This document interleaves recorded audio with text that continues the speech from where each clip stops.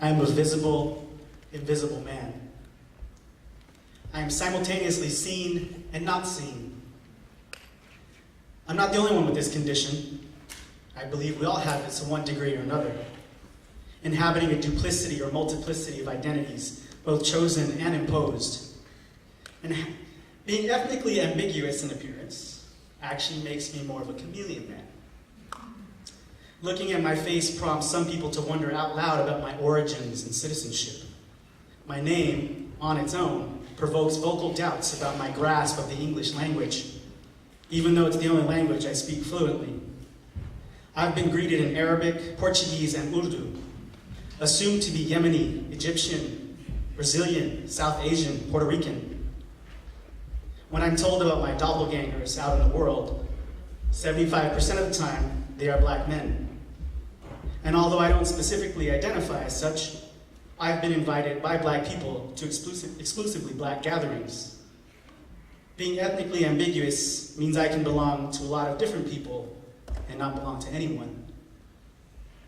I'm sometimes concerned and always curious about who people see when they look at me. I generally call myself Mexican. It's easy and convenient and doesn't require much explanation, but that always feels slightly untrue. Excluding tourist towns in Baja, I've never even been to Mexico. I really don't know shit about it.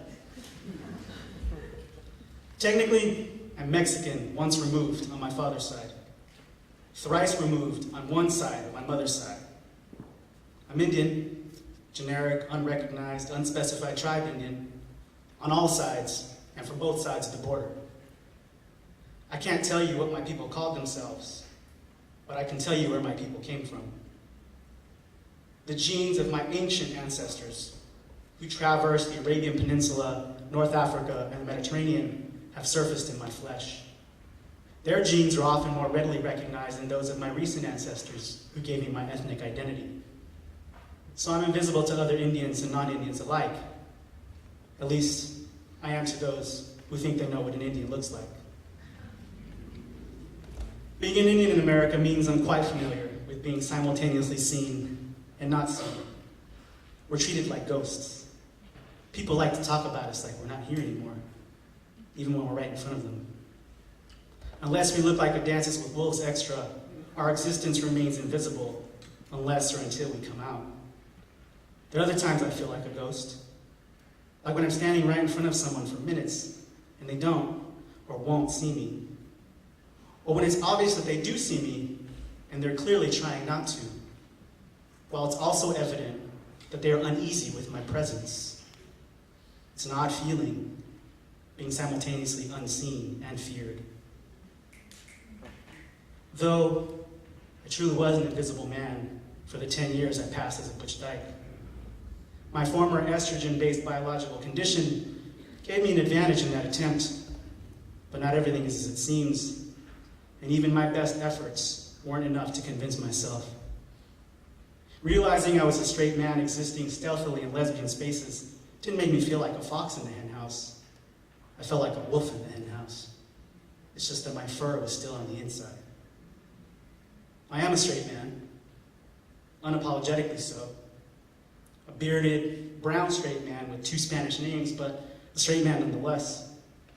Although I take exception to some of the assumptions attached to that title, I fully and consciously accept the legacy, responsibility, privilege, risk, joy, and other complexities that come with claiming this identity, proudly and humbly, at this time in this place. I am a straight man, and the world is correct to engage with me accordingly. I just happen to be a straight man who, at 17, was one of the first queer youth to speak to the SF Board of Supervisors and on local TV to give voice and visibility to queer youth issues in San Francisco in 1990. I was on home turf with Dominique DePrimo. That's what I wanted to hear. For those of you who don't know what I'm talking about, Google it. And as a straight man, I'm now seen as a foreigner by the people, the women I came from. And I fully accept that response, It has assisted me in navigating the other ways I'm seen as a foreigner in the places I came from. Every Thursday morning, when I walk my dog on Bernal Hill, passing by the cairn built for Alex Nieto, I'm reminded that any one of these newly arrived residents walking their dog or jogging the path could decide that I don't belong there. That I, a brown man with a pit bull, am a threat, an invader, a foreigner. When the reality is that I can see the hospital where I was born from that very hill. But like the warning commercials say, one call can end it all. It did for Alex Nieto. Just down the hill, 23rd and Shotwell, where I spend most of my waking hours at work, I'm perceived as a different kind of interloper. Except for my derby, my standard outfit of slim-fit Dockers, Blundstone boots, tight t-shirts, long beard, and a dirty Giants hat with a rounded bill, doesn't match up with the urban fashion of my brothers, cousins, and other mission homeboys. But I stopped wearing 501s and oversized shirts when I stopped having hips and tits to hide. So I'm read as another kind of outsider. Maybe not tech money, but not homegrown either. A new arrival seeking the alternative San Francisco of lore, even though I went to preschool just around the corner. But that was 40 years ago. Today, I drive away from the city every day and cross the bay to get home. I may not lay my head down in the city, let alone the mission anymore. I may look like a new settler, but my invisible roots run deep. Down past the concrete and dirt, down to the Mission Creek, where my mom dipped her hands as a little girl to catch pollywogs. Just before this building was renovated, I stood on the steps of the old red tile water fountain, the same fountain where I stood as a kid, and where my mom stood as a kid before me. I explored the old pigeon-occupied projector booth with my students, the very first class of the SF running crew. 9 blocks from here, 23rd and Cap, I coached the missing girls in afternoon sports at the church. That was before they lived in the building where Sandy's face now eternally represents and watches over them. But those kids are all grown, some with kids of their own. The faces I see on the streets of the mission now don't look as familiar to me, and those that I do recognize don't always recognize me. But I'm not the only one who metamorphosed or moved away, and not all of us can or do come back home. Like those whose faces no longer walk the streets, but greet me nonetheless in their immortal mural form, permanently gracing the side of some building. Even if someday they get painted over, literally whitewashed, there are those of us who will know and remember that they are still there. Just like me.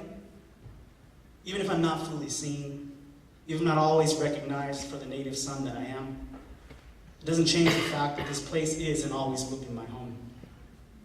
This city has shaped me, left its imprint on me, and on all of us who have ever called San Francisco home. Perhaps the longer that we've been here, the stronger the imprint.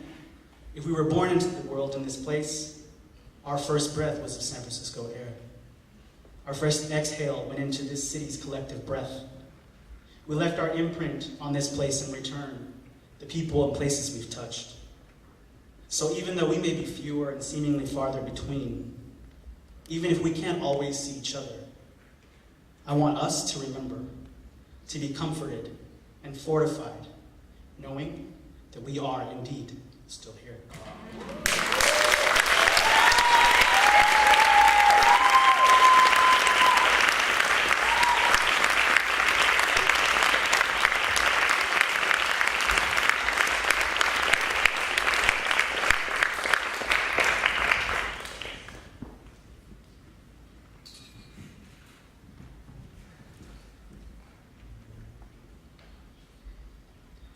I'm on the outside looking in, and I wanna be back on the inside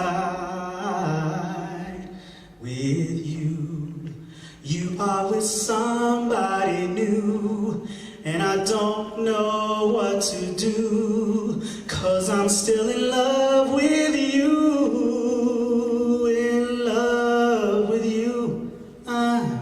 Outside looking in.